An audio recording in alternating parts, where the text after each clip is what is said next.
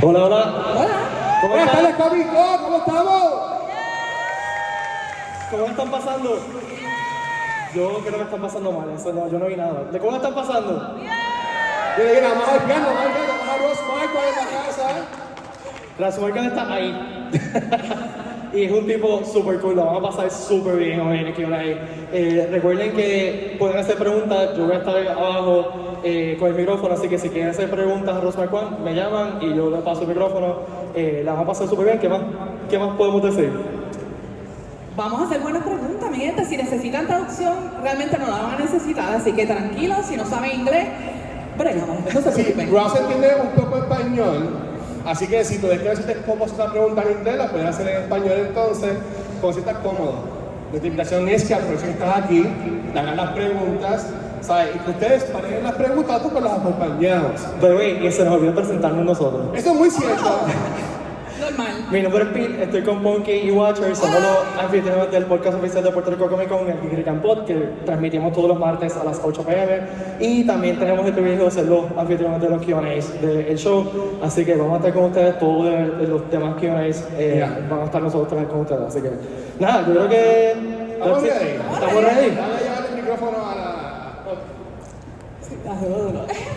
Bueno, mi gente, ustedes pueden ser que lo conozcan como Eren en Walking Dead. O lo conozcan Como Immortal en Invincible, Oh my God, yes. o como Charles Xavier en X-Men 97, Y como mil y una voz, ¿verdad? Porque el hombre... y como Han Solo en Robot Chicken.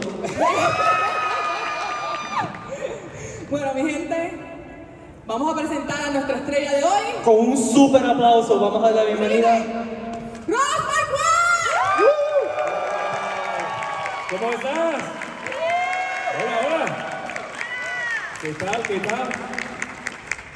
Bienvenido. Beautiful. Good. How is everyone? Mi español es muy malo, pero I will try my best to speak as best I can. But solamente 2 años en alta escuela.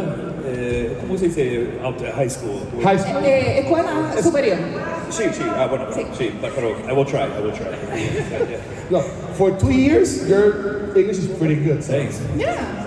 Okay, so guys, como mencionamos, se pueden ir parándose para hacer la fila. Pete va a bajar con el micrófono para que lo vayan manejando. So, Ross, you started yesterday. How's the experience been so far? How do you like it here in Puerto Rico? I got in. I was very jet lagged, so I flew in and I was very tired. So after the convention, I just kind of went to bed. But I'm excited to explore the next 4 days after the convention. I'm going to go around the island and I want to go to Ayunque. Okay, ¿cuál tú prefieres? ¿Oeste o este? East side. West is best. Okay. East side. East side, okay, all right. Because some people were saying west side. Wait says west. Okay, so este, west. Oh my God, this is like okay. Oeste, oeste. Okay, bueno. Y este. Okay, I think then, all right. I think este maybe. Yeah, okay. I'll go all over the whole area. It's over there. Pro 3. Sí. Okay, perfect. Well, I wanted to ask you, I mean, you've done a lot of voice acting, like a lot, but you also have done, live action. Which one do you prefer the most? They're both a lot of fun, but I think if I'm being honest, I love doing voiceover because you can go into a booth wearing your pajamas, you can wear whatever you want to wear, and you can work for 2 or 3 hours, and then you have the rest of the day to yourself, With on-camera acting, it's, Walking Dead was, it was like usually 15 hours a day. You're out there in the brutal heat, you've got bugs all over you, and fake blood and mud and everything. And I loved it. We get to kill zombies for a living, that was cool, but that it does take a toll on your brain and your body, so if I had to choose between the two, probably voiceover. Yeah. Okay. Yeah. And you can be whatever character you want to be. If you're on camera, they're going to base whether or not you get a role based on what you look like and your physical, whatever you're bringing to the table. But with voiceover, you can you could play a little like Atom character, you can play a giant creature like we just did in Invincible, you do whatever you want, so it's cool, yeah. So you mentioned Walking Dead, and I'm a hopeless romantic. Oh, I'm sorry. So yes. Everyone who falls in love on our show dies, so yeah. Yes, but you got the chance to, let's say, live, maybe not for a long time, spoilers, but live like a long, loving relationship during the apocalypse.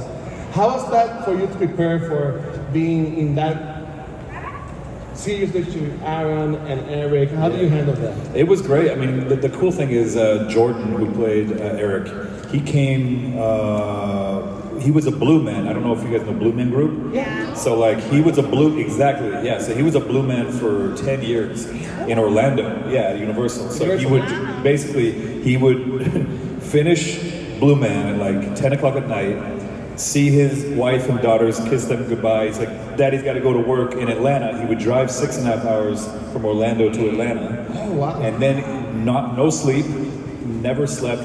We would just go right to set. We would shoot his scenes for like a day or two, and then he'd go right back to Orlando and do Blue Man again until we needed him again.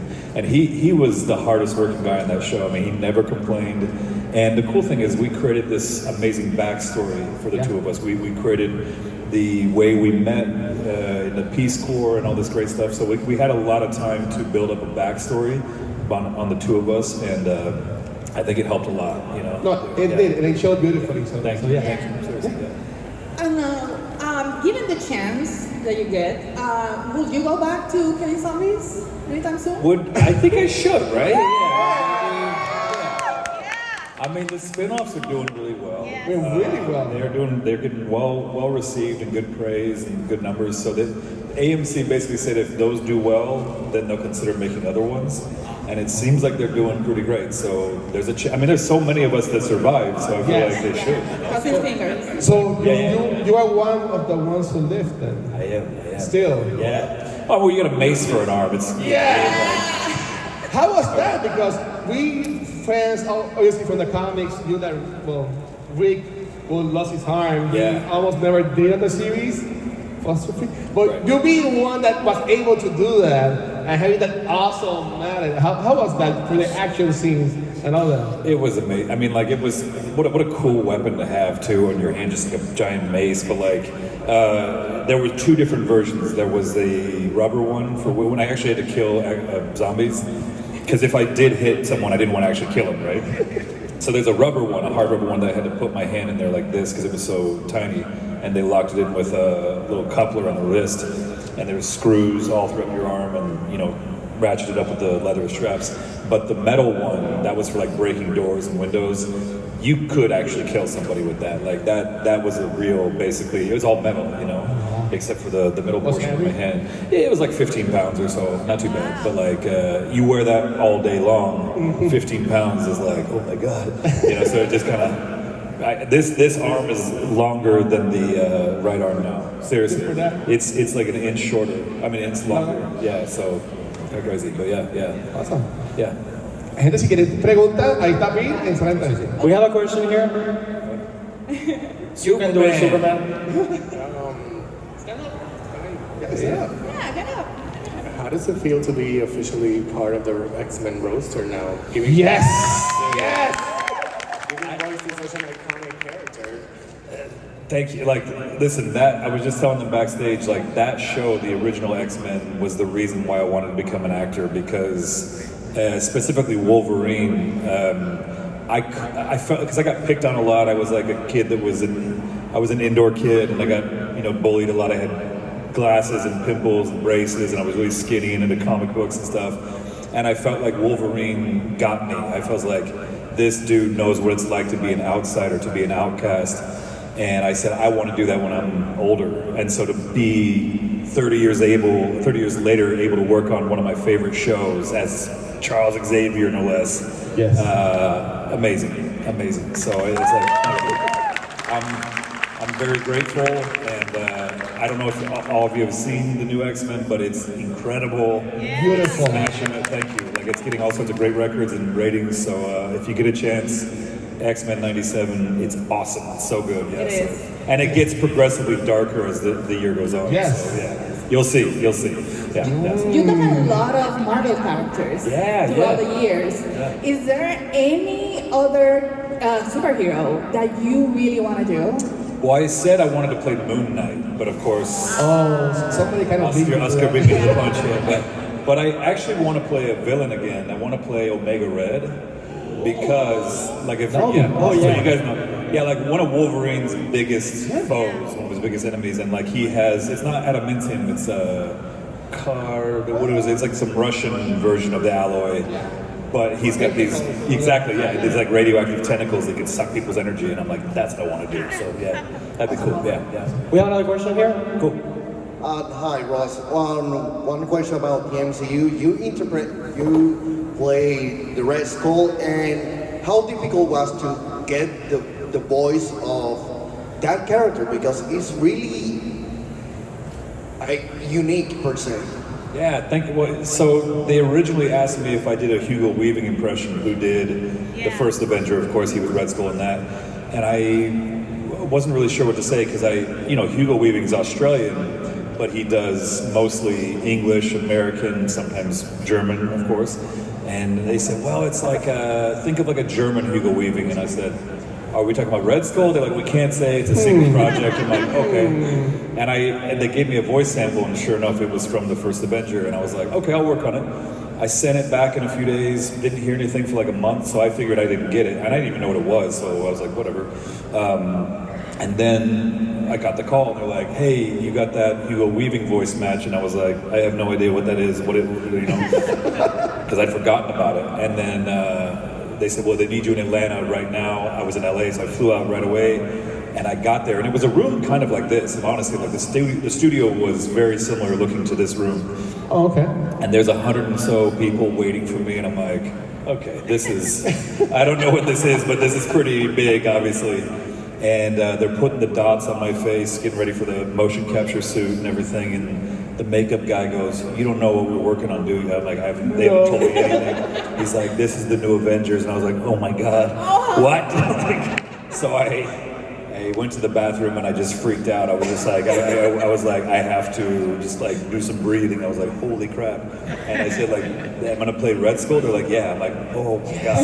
I had no idea. They didn't tell me. So that was like one of the best moments of my life. Because like I said, Marvel was my childhood. And I'm just so happy to be able to play, Red Skull, Ultron, Professor X, and hopefully other ones to come in the future. We'll see. We have another question here. Hi Ross. Hello. Following my friend's question, what character was more challenging, Red Skull or Aaron? Also, Hell Hydra. Hail Hydra! Which character was more what? More challenging. More challenging. Oh, I think Red Skull only because with Aaron, no one had played Aaron before, and there was so much expectation for Red Skull. Like, I wanted to make sure that people weren't, too thrown off by the voice. So like, it wasn't my interpretation of Red Skull. It was Hugo's interpretation, right? So I wanted to sound as much like him as possible.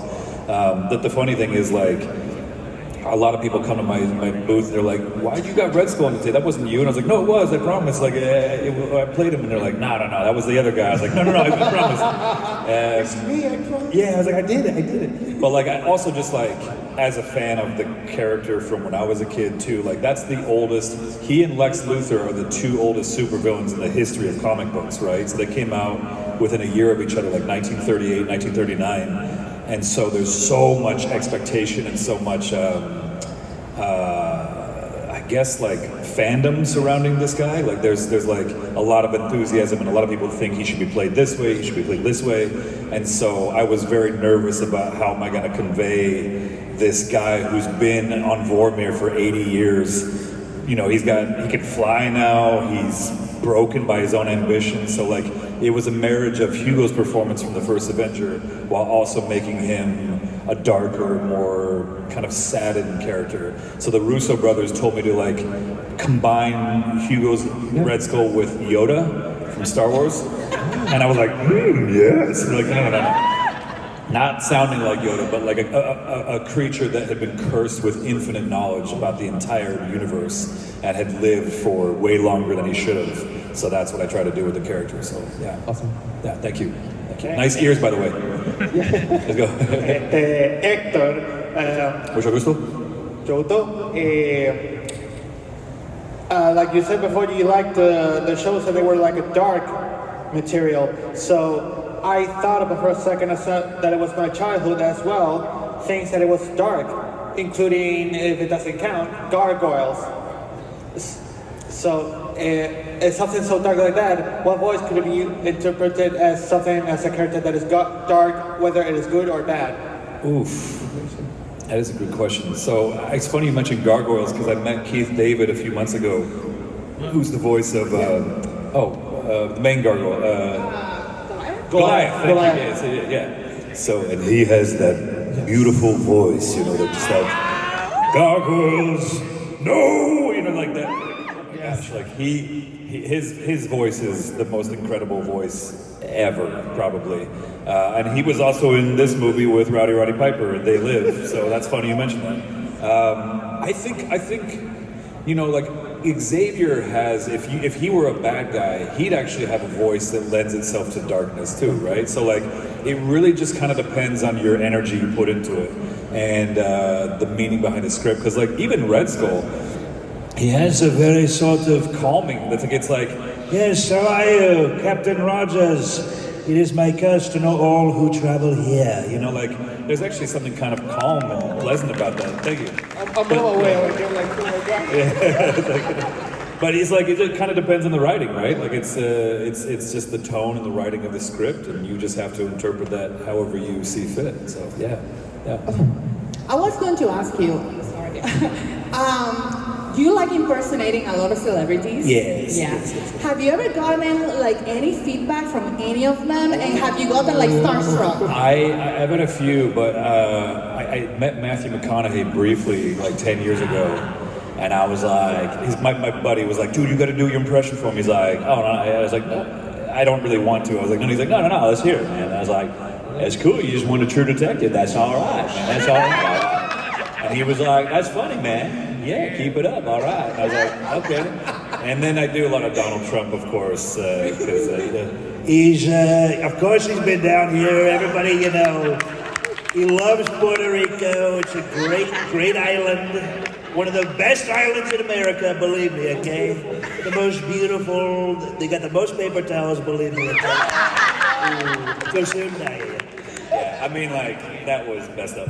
Yeah, so I do a lot of different people, but yeah, that's kind of how I got a job with Red Skull. So, yeah. Awesome. Yeah. If I remember correctly, you were part of Battlefield Hardline. How was it to be part of a video game? Oh, Battlefield Hardline? Yes. Yeah, that game, you know what's funny? Like, we spent like 2.5 years recording that, and it was a blast. Like, it was so much fun. The thing with video games that a lot of people don't realize is if you're hired, like a lot of my friends worked on Red Dead Redemption and like love that game, but you're oftentimes playing not just your character, but like 30 other characters, because they have all these bandits or outlaws or like shopkeepers or whatever that you have to also do voiceover for. So we literally did like 2.5 years on that game, and it was just new voice after new voice, and you're doing like Russian thugs, and like, you know, you're going all over the city of Los Angeles, and just like most of the time you're screaming at the top of your lungs like, put your gun down to the ground, and you're just like, so you're playing police officers and thugs, and it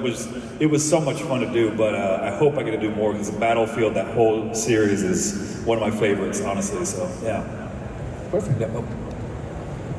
Hello. Is that a Boba Fett hat? Yeah, Boba Fett, yeah. Hell yeah, nice, that's cool. I have a question for you. Are you satisfied with the ending in general for The Walking Dead? And are you satisfied with your character's ending up till now? I almost answered that as Donald Trump. That was weird. Like, here's the deal, okay? I wanted a more bloody ending. I really wanted more bloodshed. I wanted a lot of people to die. We honestly were hoping, like the cast was like, we want to go out with a bang, right? And a lot of us were just like, hey, if you know, just like, let's go out with a bang, let's kill like a bunch of people off, because we wanted to be like Shakespearean. And the writers decided they wanted to keep a lot of us alive in case they wanted to do extra spin-offs, but we were expecting a lot more bloodshed, if I'm being honest. But I think it was a perfect ending for the show as a way to set up the spin-offs, if that makes sense. Like it's impossible to wrap up any show perfectly, as you know. Like, I mean, even the best shows in TV, Seinfeld, Friends, even though I didn't really watch that, but like, you know, MASH, like you have no idea how hard it is to wrap up a show perfectly. It's almost impossible. So I think it was a good setup for the spin-offs, but I really wish there was more bloodshed, if I'm being honest. Yeah. Talking about the spin-off, would you rather be, for example, in a future season in New York or in France? I don't know. Or where? I keep saying, I want to pitch one where it's me and my daughter and a few other cast members, and we go down to Peru. Because I just love Peru. It's like one of my favorite countries. And if Daryl can somehow make it over to France. Yes. What is this, motorcycle fly now? What the hell is this? Surely we can make our way from Georgia down. It will take a few weeks, but we can make our way down to Peru. What's that? Walker's Airlines. Yeah, well also I just feel like I spent a lot of time in Peru, and I feel like seeing walkers in like an Incan ruin would be so cool. Like in Machu Picchu, like seeing like walkers come out, that would be fun. I think it'd be neat. I think it'd be neat visually, you know? So yeah. That's fun. Thank you. Okay, Ross, I have a question. In Avengers Endgame, how was it like doing the scene where Natasha sacrificed herself with Scarlett Johansson and Jeremy Renner? I'm glad you said that, because a lot of people still blame me for Black Widow and Gamora's death. And Gamora, yeah. Dude, I didn't kill either one of them. First of all, Black Widow killed herself. She did.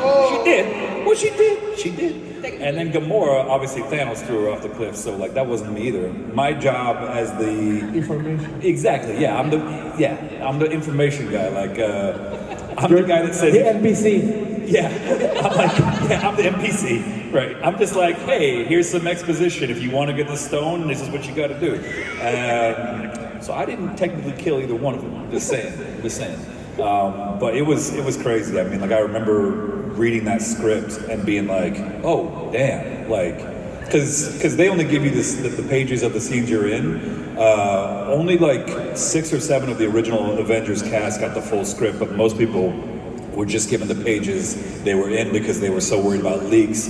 And there's so much stuff that happens in both those movies, especially at the end of course, Endgame. You got, Steve Rogers and Iron Man basically leaving the series. And of course, in the first one, you got Gamora and like half of the cast being wiped out because of the snap. So there was a lot of secrets they were trying to protect. But I remember reading that and being like, oh damn, this is gonna blow people away. And sure enough, in the theater, you could hear a pin drop in that scene where Thanos chucks Gamora over the edge. Like that really affected a lot of people in a big way. And I think the Black Widow did too, of course. Like, but that was just more like a sacrifice for herself, as opposed to some big purple bastard throwing her off a cliff. Yeah. Hi. Hello. I'd like to know about your experience working on Invincible and your thoughts on the show overall. It's awesome. It's so funny because like Robert Kirkman, who did The Walking Dead, of course, too, he created Invincible as well. And initially, he just wanted me to play Immortal because he was like, you kind of look like him. You got a big beard, and I feel like you could probably do this voice. And I was like, all right, thanks. And he hired half of the Walking Dead cast to be in that. Of course, Invincible is Glenn. You've got Maggie as Warrior Woman, Sasha, Abraham, Tyrese, Morgan. Like, there's so many Walking Dead actors in the show. And I think he was just like, well, we got all these other characters. Can you do other voices? And I was like, yeah, what do you need? So I've been playing like 10 or so other characters on the show, and I just love that he gives me room to play, because initially it was just going to be this very strict immortal voice, and I love doing him, but I also love doing Rudy, because of course Jason Mantzoukas plays Rudy, he plays Rex Splode, I should say. And they asked Rex if he could do like a prepubescent version of himself. and I guess he couldn't quite reach that high of a, you know, because he's got a very deep, kind of scratchy voice, and so they asked me if I could do like a teenage version of Jason. And that's where the voice of Rudy came from, and Aquarius was basically just underwater Jeff Bridges. So it's been cool, like, he just keeps giving me room to play, and I love working with Robert. Like, I hope I get a chance to work with him forever. And the show is, like, I hope you're loving it too. Like, it's so good. It's like it's kind of, I always tell people it's like an animated version of The Boys, except a totally different storyline, of course. Yeah. And I just love that nowadays, we're doing so many other superhero stories as opposed to like the very basic, like this is the good guy, this is the bad guy, end of story. Like, I think that's kind of old and very morally simplistic, because there are good and bad things about the villains and the heroes in all these stories. And I love that, you know, like Omni-Man is definitely a villain, don't get me wrong, but like, he's done some good stuff too, so it's hard to say. For him, like, It's hard for Viltrumites, yeah. He's at it hard, yeah. So talking about Rudy and Immortal, going again to Aaron, going to the topic of love, Rudy and Immortal have some, let's say, intense love stories. Oh, yeah. Which of those are you looking more forward to knowing what happens in the future? Well, tread it lightly, tread it very lightly. Yeah, I was gonna say, like, I don't know if everyone's caught up, so I can't. I mean, Rudy is obviously in love with Monster Girl, Yes.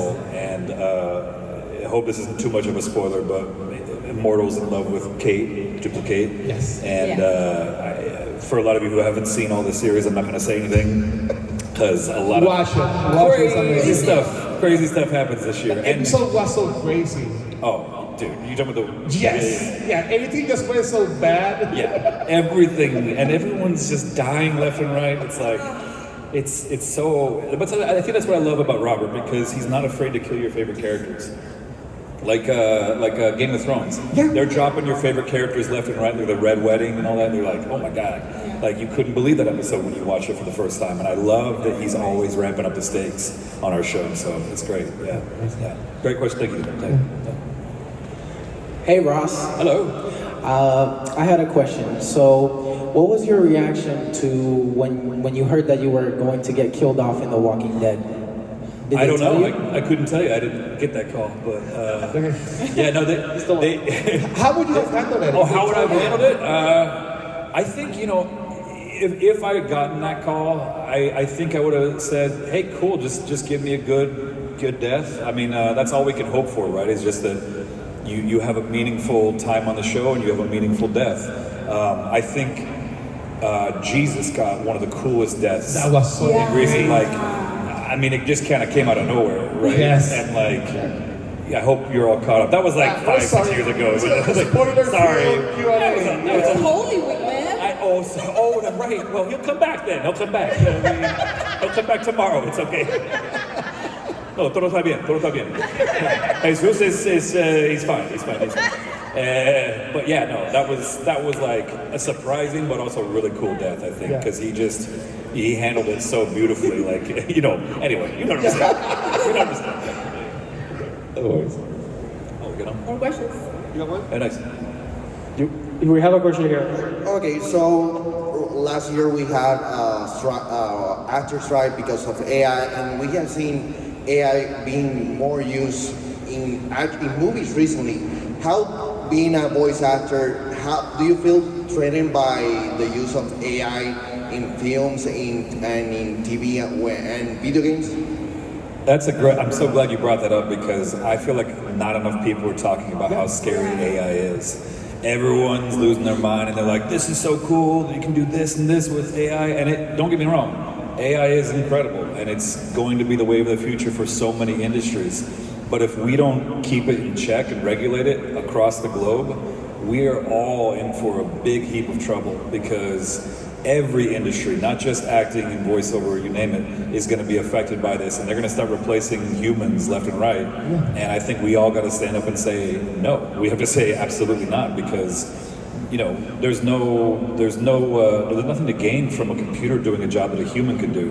You know, because then we're all out of work and it's just the robots having fun, and that's not good for anyone. You know, so yeah, I think they're leaning more and more into AI doing voiceover for different video games and for gigs in general. And it's a great idea for them, right? Because they get to save a bunch of money, and they don't have to credit anybody. They don't have to give residuals. It's very smart for them from a financial standpoint, but there's no soul, right? They thankfully they still can't replicate what it means to feel and really say stuff with anything from the heart, you know. So I'm hoping that lasts for a very long time, because I don't want to see AI do everything. It's terrifying. Yeah. We're just hoping that nothing like Terminator happens. Yeah, because I mean, did no one see Terminator? Like, come on, man. Do I need to spell this out? It's not good. It's not good for anybody. Yeah. So talking about the future, you've been in media fandoms, right? Yeah. Which one that you haven't worked in would you like to be in? Well, I've gotten to play Han Solo a bunch of times in video games, and Phineas and Ferb, and the Lego Star Wars. I've played them a couple times, and I love that. But I want to play an actual character in the Star Wars universe.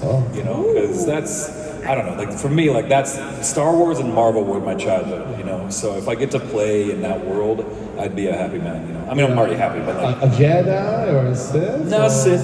Oh. Yeah, man. I love playing the good guys, but the villains have way more fun, you know, like they do, you know. So, yeah. Hell yeah. Oh, is that Obi-Wan? With a red saber? That's very interesting. Darth Obi-Wan? Hello there. Yes, of course. No, it's lovely. No, stand up, please. We have to see your outfit. Yes, you are Ben Kenobi, but with a red saber. Did you take it away from a Sith? Okay. Oh, there we go. All I heard was like a Chewbacca roar. That was amazing. We have a question here? Nice. Hi, Ross. Here. Oh, cool. Hey. If you can choose like one character of The Walking Dead to survive at the end of the universe, which one do you rather survive? If I could like bring back someone from the dead, you mean, or like if at the end of the universe of The Walking Dead, which character would you think it will survive? Like just one. Damn. I hope it's Aaron. Well, I mean, listen, I think Aaron's a great fighter and he's a very good leader, but man, that's a really tough question. I think Maggie. I think Maggie, yeah, because Maggie's a great fighter, she's a great leader, and she's a protector, you know, and I think she protects her people better than anybody, better than Rick did. Hot take, I realize, but like, Maggie protects her people better than Rick, so yeah, I would say Maggie. She'll take it all. Maggie will win. Yes. Well, hi Ross, I'm Vanesti. So, I wanted to know what's your favorite MCU movie but that you're not in? Oh, well, Guardians of the Galaxy. Yes. Like, I love Infinity War. Infinity War is my favorite all-time MCU movie, not just because I'm in it, but because I think the stakes are so high, and it's the first Marvel movie that I can think of where the villain wins. Yeah. You never see that, not just in Marvel, but anything for that matter. Like, it's always wrapped up in a nice little bow at the end of the movie. You're like, okay, the bad guys lost and the good guys won, yay. But like with Infinity War, that just like was pretty kind of revolutionary, honestly. But Guardians was the most fun MCU movie by far. Like, I'll admit, as a kid, I always saw the Guardians of the Galaxy comics and I was like, I couldn't get into it. There was something just off about the characters for me. I just was like, I don't know who these guys are.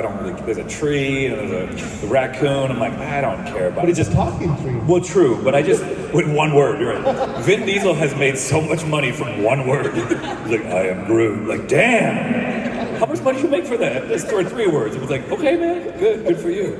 But like, I just couldn't get into the comics as a kid, and I'm kicking myself now because I really wish I had known more about it. Because Guardians, when I watched it for the first time, that was like 14 years ago or so. But I remember watching with my buddy Doug. He drugged me to the theater. He's like, we gotta watch it. I was like, this looks dumb. I don't want to see it. And I left the theater being like, this is my new favorite group. I love them all so much. And I love the beginning with Star-Lord dancing to Redbone and, you know, come and get your love. Like, I was like, yeah, that's how a movie should be. You know, it should make you feel good. And at the end, you know, John C. Reilly and everyone just hugging and having a good time. Like, I loved it. Thank you. It's a great question. Ross, 2 questions, if you don't mind. Make it 3. Make it 3? Well, you're gonna like these, I think. Okay. Before you became an established actor, a movie or TV series that you would have, or you've seen, or you go, I would have been awesome in that? Oh man, well there were like 3 shows that I really wanted to get on before I got my big break. That were Mad Men, Sons of Anarchy, and Walking Dead, and Breaking Bad was 4, I guess. Yeah. But like Breaking Bad was my like that. If I could get on Breaking Bad, that would be just the best day ever. And I've gotten a chance. We were just talking with Giancarlo, of course, but. My friend Matt plays Badger on the show. Oh, that's real raspy voice guy, and I've gotten a chance to hang out with him, and he's lovely. And just there's so many good actors on that show that just crushed it. And I think that there's never been a better TV show ever than Breaking Bad. I think, and I stand by that. Like I love Walking Dead, I love Mad Men. Got a chance to work on both of them, but like there's something about Breaking Bad that was just perfect, and that was the show that I really wanted to get on. Yeah. And the next one would be, as an actor, what character would you never play? Would I never play? Man, I don't think I have a character I would never play. I mean, unless it was like really fully against my own morals or ethics, I guess from that standpoint. But I mean, even then, if it's a cool villain, you know, why not? You know, I think that's just about. I'd like to play anybody, to be honest. Yeah, I don't know. Yeah. Hello, Mr. Marquand. Hello. I was just wondering, given the times that we live in nowadays, especially with racism and whatnot, I was wondering how did it make you feel to portray a gay character on such a famous TV show? Well, that's a great question. The initial reaction from most of the fans was very positive, but there were, I will admit, like some fans who were not so enthusiastic about Aaron and Eric joining the show, and I dealt with a lot of the blowback of that negativity for a long time. But I will say, I think we've grown a lot as a society since then. Like, I don't know if you watched The Last of Us. Not The Last of Us. What am I saying? Last of Us. Yeah, what am I saying? I should have brain fart. Long time? The jet lag is really affecting. But like, there's a beautiful episode. Long time, yeah. There it is. The third one with Nick Offerman. And like, the reaction to that was so overwhelmingly positive that I was like, nice. It wasn't that way for me and Jordan, but I'm glad that we've grown, that universally we've grown as a society to be much more accepting, you know? So I think it's great, you know, we're really showing up and showing that diversity matters in all types of entertainment. So, yeah, thank you. One question. In what language would you love to act or voice to act in? Spanish. No, seriously. And I'm not just saying that. I love the Spanish language so much. Spanish and Portuguese are my 2 favorite languages. And I've been trying to learn both. I'm okay. I understand more Spanish than I speak, but Spanish and Portuguese are my favorite. They just sound so beautiful. And yeah, I would say, especially Spanish. Like if I could come and do like some anime in Spanish, I would love that. I would love that. What anime do y'all like? Dragon Ball. Dragon Ball. Cowboy Bebop. Cowboy Bebop. Yeah. Cowboy Bebop's awesome. Yeah. What else? Well, Naruto. Oh, Demon Slayer. Nice. One Piece as well. One Piece. One Piece. Oh, One Piece. Yeah. Of course. Yeah. I love One Piece. Which one? Oh yeah. Naruto. Yeah. Nice. Oh yeah. Hi Ross. Hola. I also have 2 questions. What was the most challenging scene that you've worked on in The Walking Dead, and what was your favorite movie or favorite zombie movie growing up? Favorite zombie movie growing up? Is that what he said? Oh, favorite zombie movie growing up and to this day is definitely 28 Days Later. Like, yes. I don't know if y'all have seen that, but like, that kind of pisses off Greg Nicotero, one of our main directors in the show, because he's a zombie purist, meaning like he only believes that zombies should move slow because he's like, well, it's reanimated corpses, they wouldn't be moving fast. I'm like, how do you know how a reanimated corpse is supposed to move? Like, they could be fast, they could be slow, you don't know. But 28 Days Later was crazy because like fast moving zombies, like World War Z style, nothing more terrifying than that. But the first part of your question, what was the first part of the question? What was the first You asked about the favorite zombie movie? Oh, the hardest scene to do on The Walking Dead. The Negan lineup, you know. I mean, like, the eeny, meeny, miny, mo of it all. Just not knowing if it was going to be you or your friend next to you or someone else down the line getting your head bashed in, but you knew it was going to be one of you. You had to convey that as an actor over and over again for, I think we shot that from the first, or the season 6 finale to the season 7 premiere. It was like 8 or 9 days altogether. And we were just on our knees constantly, just like crying over and over again. And they had to do a few different versions because they determined that there was an editor somewhere in the world, they thought in Europe, that was leaking the scenes, leaking the episodes ahead of time. And so they recorded these 3 different versions where me and Sasha and Carl and Maggie and I think Eugene died too. So like all these other versions where we died as well, because they wanted to leak some of those to different editors to see if anyone got leaked, and of course they found out who was doing it, and that guy got fired. But like that's how we were just doing it over and over and over again, and man, that sucked. And it was also just like emotionally abusive, you know, like it was like pretty crazy. For you guys being such a family on that show, having so many years together, filming those scenes, knowing that they will change drastically, how was that? I mean, it was nuts because like by the time we were coming back to season 7, we knew that of course it was going to be Glenn and Abraham, which was so sad, especially because like Abraham's my boy. I love Glenn too, but Abraham, like he and I used to be drinking buddies. We used to go out all the time, and I was like, no, my friend, you know. And it's like, you know, we still see each other, but it's not the same because it's like, you know, for a few hours at a convention every now and again. But you know, it was a family for a long time, and we all hung out all the time.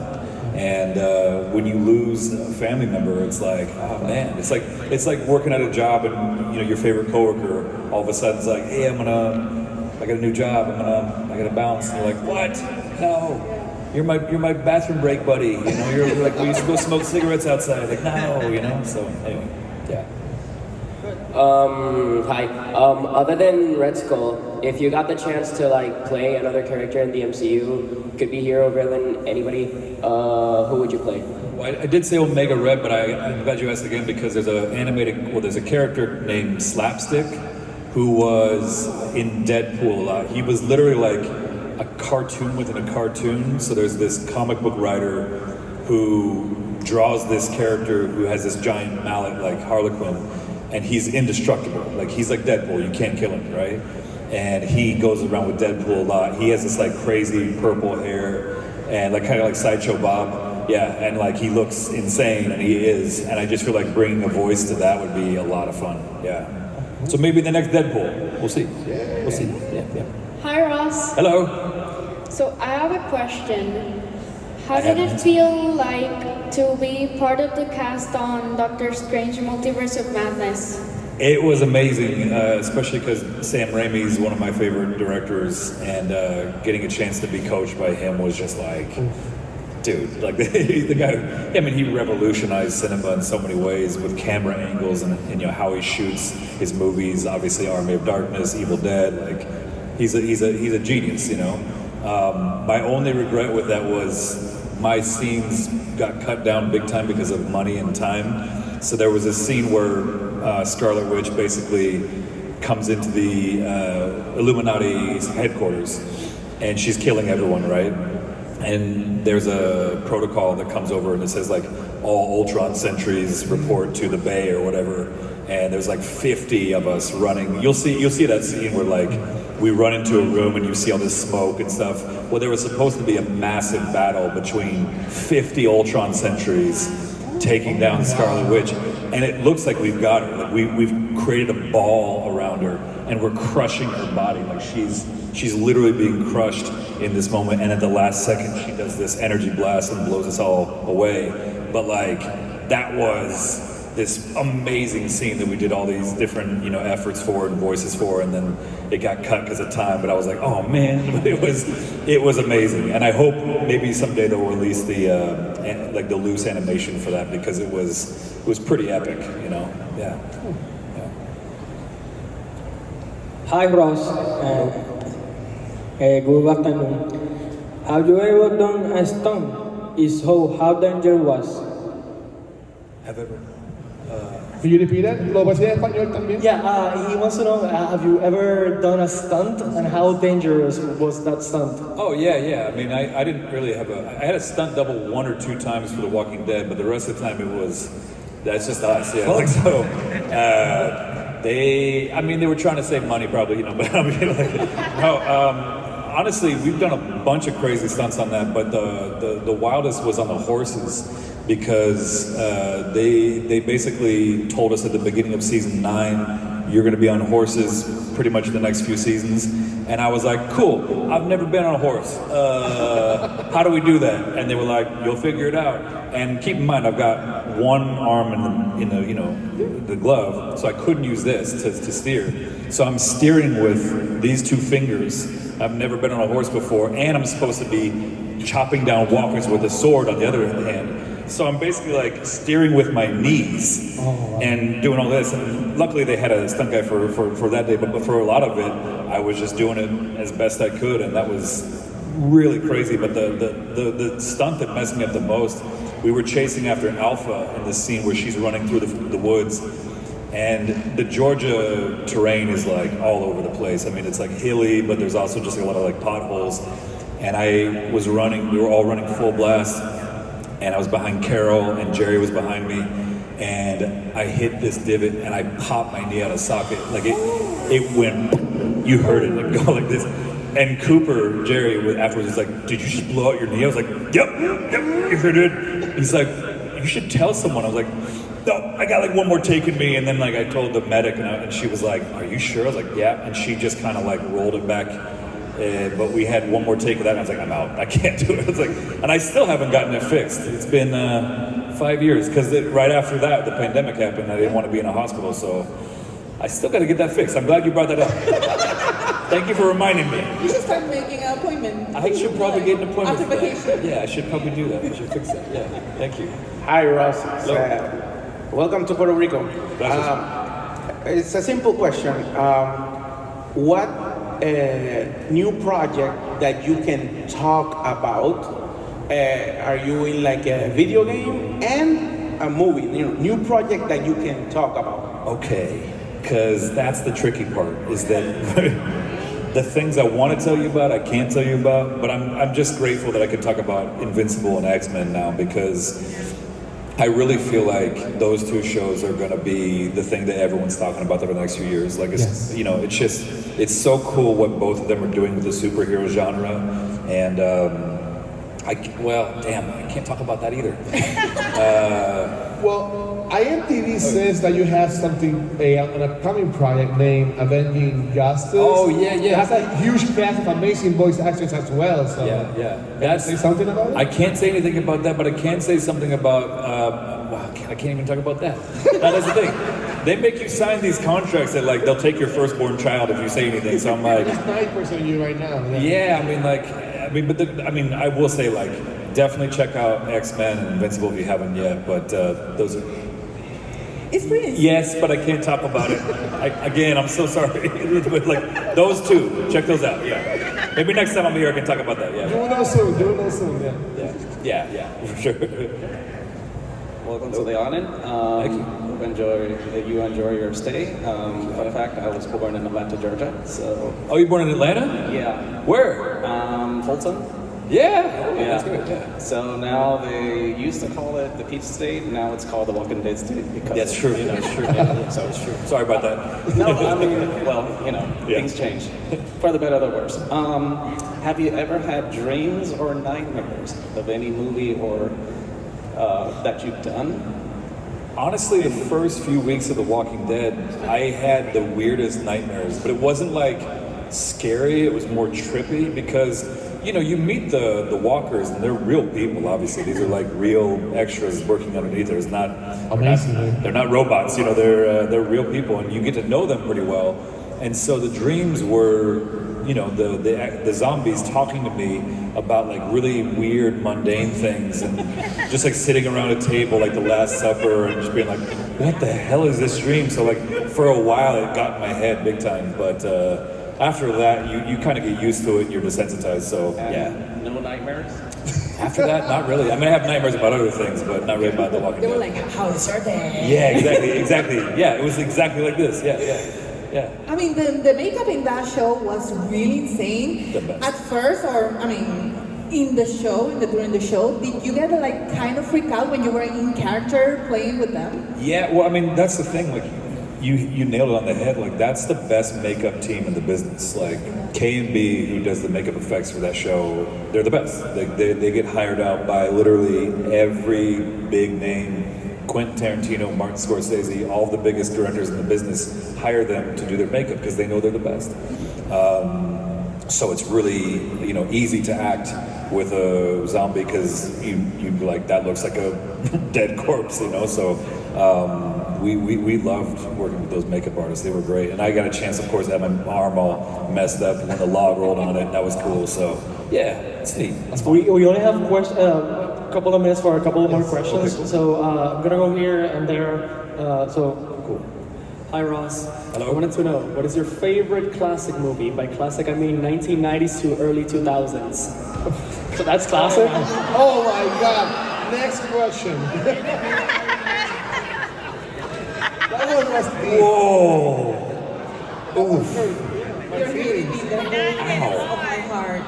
By the way, I wanna he's my student, so I'm gonna flunk him in the class. Classic movie, 1990, the two, just those 10 years, from way back ago. Well, since you're giving me those parameters, I mean, my favorite movie of all time is 2001, A Space Odyssey. But if you're giving me those parameters, I would say either LA Confidential or Seven.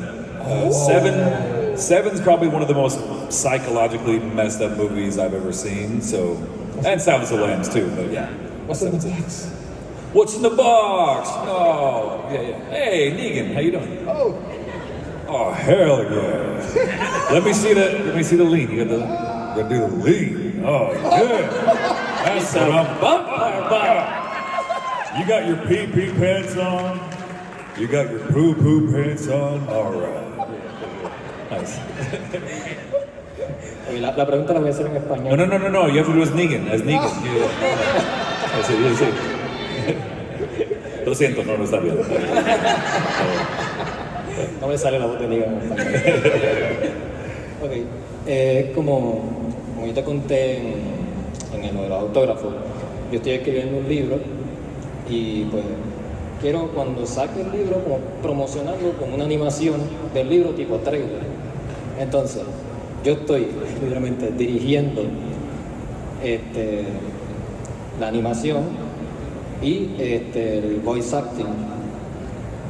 Y pues quería saber qué consejo overall tú me darías para saber dirigir bien un grupo de personas que casi ninguno es actor, ni de doblaje, ni de actor.